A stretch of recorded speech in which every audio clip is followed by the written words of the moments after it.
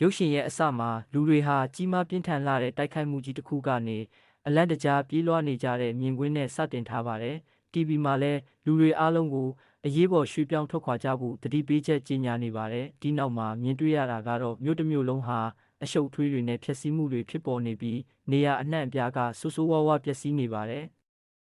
ဒီအပျက်စီးတွေကြားထဲမှာအလွန်ကြီးမားလာတဲ့မြေပြိုထားတဲ့အပေါက်ကြီးတစ်ခုကိုမြင်တွေ့ရပါတယ်။အဲ့ဒီအပေါက်ထဲမှာတော့မောက်ဆိုတဲ့အမျိုးသားတစ်ယောက်ပိတ်မိနေပါတယ်။သူကအဲ့ဒီအခြေအနေကနေလွတ်မြောက်ဖို့ကြိုးစားနေပေမဲ့နောက်ဆုံးမှာတော့ဒီအောက်ထဲမှာပဲပိတ်မိသွားပါတယ်။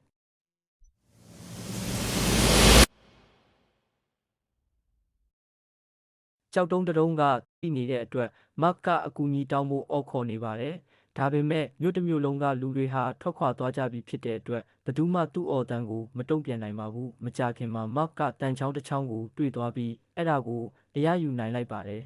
။သူ့ဘေးနားမှာပြုတ်ကျနေခဲ့တဲ့ဖုန်းကိုအဲ့ဒီတန်ချောင်းနဲ့ဆွဲယူလိုက်ပါတယ်။သူကလူတစ်ယောက်ကိုဖုန်းခေါ်အကူအညီတောင်းဖို့ကြိုးစားပေမဲ့ဖုန်းခေါ်ဆိုမှုတွေကအတမတ်စစ်စီကိုပဲရောက်ရှိသွားပါတယ်။နောက်တော့ဖုန်းလိုင်းတွေအားလုံးပြတ်တောက်နေပြီဆိုတာသိရှိသွားပြီးမတ်တယောက်အလွန်မင်းစိတ်ပြတ်သွားပါတယ်။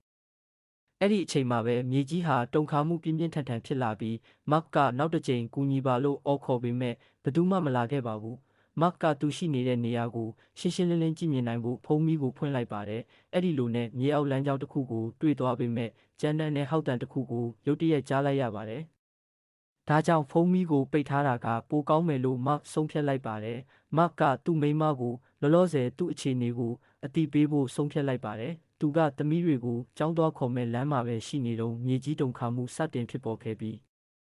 သူမသိလိုက်ခင်မှာပဲအခုလိုမြေအောက်ပေါက်ထဲရောက်နေခဲ့တာလို့ပြောပြလိုက်ပါတယ်။သူ့အခြေအနေကအလွန်ရှုပ်ထွေးပြီးအန္တရာယ်များနေပါတယ်။အဲ့ဒီအချိန်မှာရဟတ်ယာဉ်အတန်တစ်ခုကြားလိုက်ရပြီးမတ်စိတ်လှုပ်ရှားသွားပါတယ်။ဒါပေမဲ့မကြာခင်မှာပဲရဟတ်ယာဉ်ကပြတ်ကျသွားပြီးပောက်ကွဲမှုကြီးဖြစ်ပေါ်လာပါတယ်။အဲ့ဒီပောက်ကွဲမှုကြောင့်မြေအောက်ပေါက်ကစတင်ပြိုကျလာပါတယ်။မတ်ကတန်ချောင်းကိုအသုံးပြုပြီးတော့သူ့ခြေထောက်ကိုဖိထားတဲ့ကြောက်တုံးကိုဖယ်ထုတ်ကာလွတ်မြောက်အောင်လုပ်ပါတယ်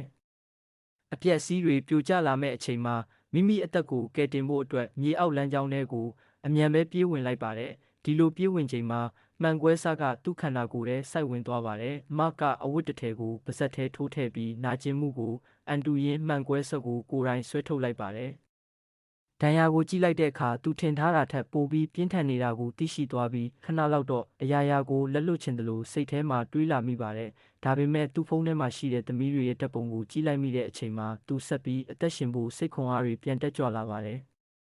သူ့အိတ်ထဲကမီးချစ်ကိုထုတ်ပြီးမီးချစ်လိုက်ကဒီနေရာကိုစတင်စူးစမ်းပါတော့တယ်။ဒဏ်ရာကြောင့်လမ်းတေချာမလျှောက်နိုင်လို့တန်ချောင်းကိုထောက်ပြီးတော့လမ်းလျှောက်ရပါတယ်။လမ်းတစ်လျှောက်သွေးဆက်တွေကိုမြင်တွေ့လာရပြီးဒီနေရာမှာသူတယောက်တည်းမဟုတ်ဘူးဆိုတာသိလာခဲ့ပါတယ်။နောက်ထပ်ရှေ့မှာအိတ်တစ်လုံးကိုတွေးခဲ့ပြီးဖွင့်ကြည့်တဲ့အခါကောင်မလေးတစ်ယောက်ရဲ့ဓာတ်ပုံကိုတွေးခဲ့ပါတယ်။အဲ့ဒီသွေးတွေကဒီကောင်မလေးနဲ့ဆက်ဆက်နေတာဖြစ်နိုင်တယ်လို့စဉ်းစားမိလိုက်ပါတယ်။အိတ်ထဲကညကြည့်ကင်မရာကိုတွေ့ပြီးအဲ့ဒါကိုအသုံးပြုကလမ်းကြောင်းကိုစစ်ကြည့်နေတဲ့အချိန်မှာရှေ့မှာလူတစ်ယောက်ရှိနေတာကိုမြင်လိုက်ရပါတယ်။မတ်ကရှေ့ကိုသွားကြည့်လိုက်တဲ့အခါဒဏ်ရာရပြီးသတိလစ်နေတဲ့အမျိုးသမီးတစ်ယောက်ကိုတွေ့လိုက်ပါတယ်။သူမကိုလက်နဲ့ထိလိုက်တဲ့အချိန်မှာအမျိုးသမီးကလက်နိုးလာပြီးမိမိကိုယ်ကိုကာကွယ်ဖို့ကြိုးစားပါတယ်။ဘယ်သူမှမသိတဲ့အမျိုးသားတစ်ယောက်ကမိမိကိုလာထိတာကြောင့်အင်မတန်ကြောက်ရွံ့နေပါတယ်။မတ်ကသူ့ကိုဒီအိတ်ကသူ့အိတ်လားလို့မေးပါတယ်။သူမကအိတ်ကိုချက်ချင်းဆွဲယူပြီးရေဘူးကိုရှာပါတယ်။ဒါပေမဲ့မတ်ကအဲ့ဒီရေကိုတောက်လိုက်ပြီးသားဖြစ်နေတာကိုသိသွားပါတယ်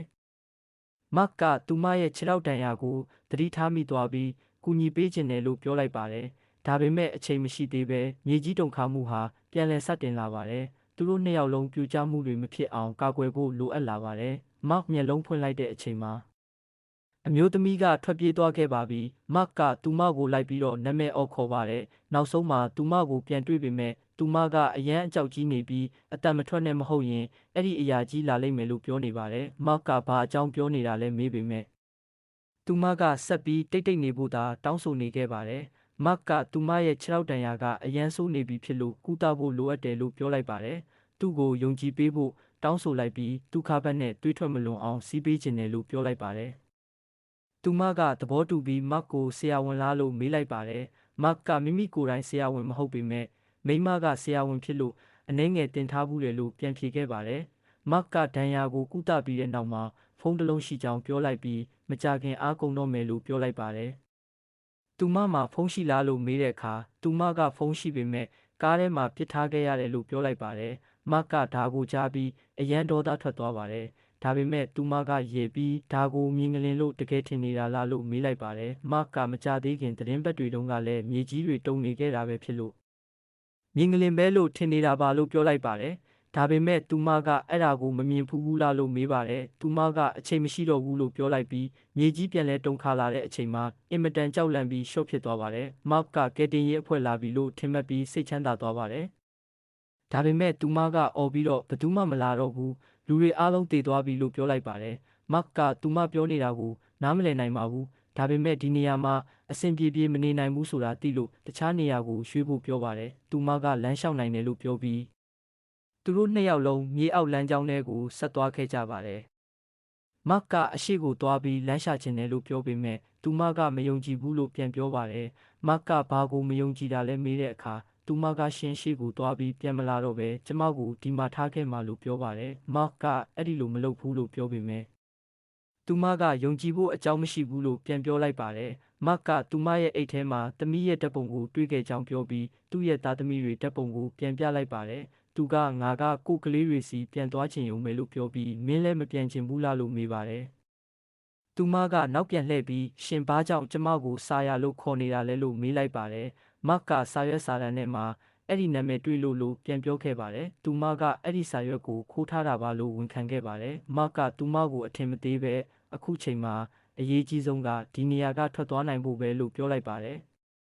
မတ်ကဒီနေရာကနေဆက်သွားဖို့ပြောလိုက်ပေမဲ့သူမကသဘောမတူဘူးလို့ပြန်ပြောပါတယ်ဒါပေမဲ့မတ်ကဒါဟာယူနန်နာပဲလို့ပြောပြီးသူမကိုကြော်သွားဖို့အင်အားသုံးကြိုးစားခဲ့ပါတယ်အဲ့ဒီအချိန်မှာသူမကမကျေနပ်ပဲမတ်ကိုရိုက်လိုက်ပြီးနောက်ကိုဆုတ်သွားစေပါတယ်မတ်ကဘာလုပ်တာလဲလို့မေးတဲ့အခါသူမကချက်ချင်းတနက်တလက်ကိုထုတ်ပြလိုက်ပါတယ်မတ်ကမင်းတနက်မတုံးရဲပါဘူးလို့ပြောလိုက်ပါတယ်ဘာလို့လဲဆိုတော့တနက်အတန်ကြောင့်အဲ့ဒီအရာကြီးကသူတို့ကိုရှာတွေ့သွားမယ်လို့သူပြောလိုက်ပါတယ်ဒါပေမဲ့သူမကတိတ်ဆန်းလို့ပြန်អော်ပြီး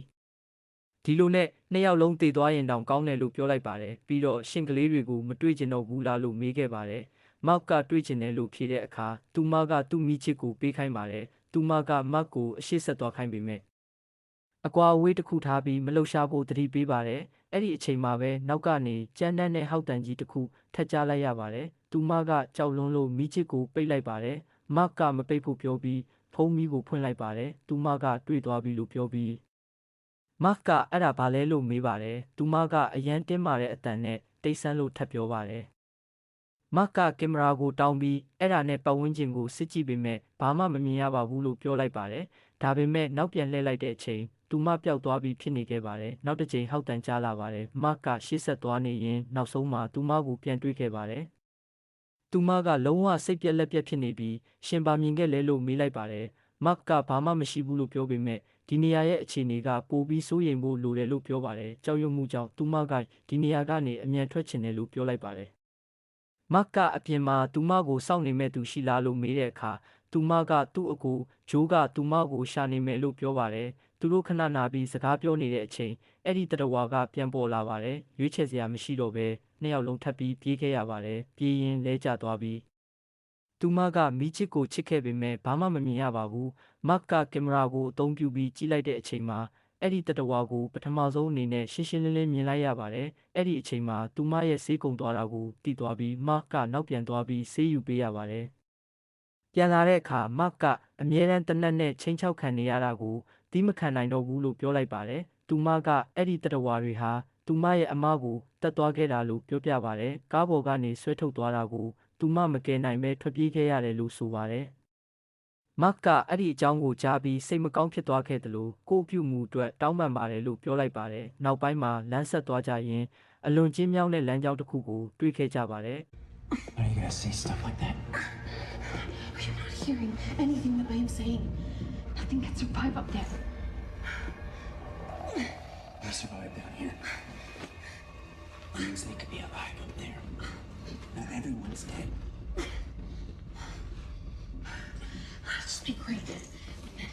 you can get back on top and see a perfect little family again. အဲ့ဒီအချိန်မှာမိချစ်ဟာလုံးဝပိတ်ကျသွားပြီး သူတို့အမှောင်ထဲရောက်သွားပါတယ်သူမကဖုန်းမီးသုံးဖို့တောင်းပေမဲ့မတ်ကဖုန်းအားကိုမဖြုံးချင်ဘူးလို့ညင်းလိုက်ပါတယ်စကားပြောရင်းမတ်ကသူ့မိန်းမနဲ့သူနဲ့ကွာရှင်းခါနီးဖြစ်နေတယ်ဆိုတာပြောလိုက်ပါတယ်အဲ့ဒီစကားကြောင့်သူမလုံးဝမထင်မှတ်ထားပဲအားတင်သွားခဲ့ပါတယ်နောက်ဆုံးမှာအလင်းတစ်ခုတွေ့လို့လွတ်မြောက်ပြီလို့ထင်ခဲ့ပေမဲ့အဲ့ဒါကလူသေးတစ်ယောက်ရဲ့ဖုန်းမီးဖြစ်နေပါတယ်သူတို့ရှေ့ဆက်သွားရင်လူသေးတွေ့တော့အစမှာအသက်ရှိသေးတယ်လို့ထင်ခဲ့ပေမဲ့နောက်ဆုံးမှာတော့တရဝါကတတ်သွားခဲ့တာကိုတွေ့လိုက်ရပါတယ်အဲ့ဒီနောက်မကဓာတ်တစ်ချောင်းနဲ့တရဝါတစ်ကောင်ကိုတတ်နိုင်သွားခဲ့ပါတယ်အဲ့ဒီအချိန်ကစပြီးသူမကမတ်ကိုယုံကြည်အားကိုးလာခဲ့ပါတယ်မတ်ကသူ့သားကိုမီးလောင်မှုကနေမကယ်နိုင်ခဲ့တဲ့အကြောင်းကိုပြောပြပြီးအဲ့ဒါကြောင့်မိသားစုနဲ့ဝေးနေခဲ့တာကိုဝန်ခံခဲ့ပါတယ်နောက်ဆုံးမှာမတ်ဟာသူမရဲ့နာမည်အမှန်ကကိတ်ဆိုတာသိလာပါတယ်သူတို့ရေအောက်လမ်းကြောင်းကိုဖျက်ပြီးတော့ကိတ်ကလွတ်သွားပေမဲ့မတ်ကလမ်းပြောက်ပြီးတေခါနီးဖြစ်သွားခဲ့ပါတယ်ဒါပေမဲ့ကိတ်ကပြန်လာခဲ့ပြီးခဲ့ပါတယ်အဆုံးမှာတော့ကိတ်ဟာဒဏ်ရာတွေကြောင့်တေဆုံးသွားခဲ့ပါတယ်မတ်ကကိုတက်တေဖို့ကြံလိုက်ပေမဲ့တနက်မှာကြည့်ရှိမနေခဲ့ပါဘူးအဲ့ဒီအချိန်မှာဖုန်းထဲကိုသူ့မိန်းမရဲ့ message တွေဝင်လာပြီးတော့သူ့ကိုအသက်ရှင်ဖို့စိတ်ခွန်အားတွေပြန်ပေးခဲ့ပါတယ်မတ်ကဖုန်းကိုတရဝါတွေကိုဆွဲခေါ်ဖို့အသုံးပြုလိုက်ပြီးနောက်ဆုံးမှာမြေပေါ်ကိုထွက်နိုင်သွားခဲ့ပါတယ်